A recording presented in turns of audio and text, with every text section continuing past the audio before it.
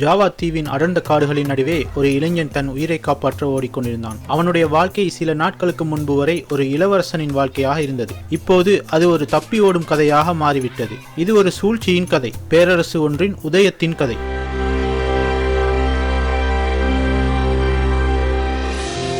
இது உங்கள் ஜெயின் டிவியின் வரலாறு கூறும் வாழ்க்கை பாடம்.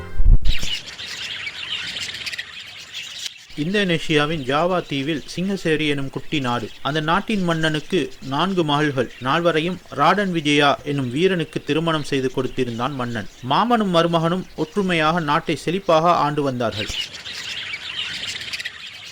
நான் மங்கோலிய மன்னர் குப்லாய் கானின் தூதுவன். எங்கள் நாட்டிற்கு கப்பம் கட்டி நீங்கள் எங்கள் சிற்றரசாக வேண்டும் என்றான் தூதுக்குழு தலைவன். அதற்கு மன்னர்,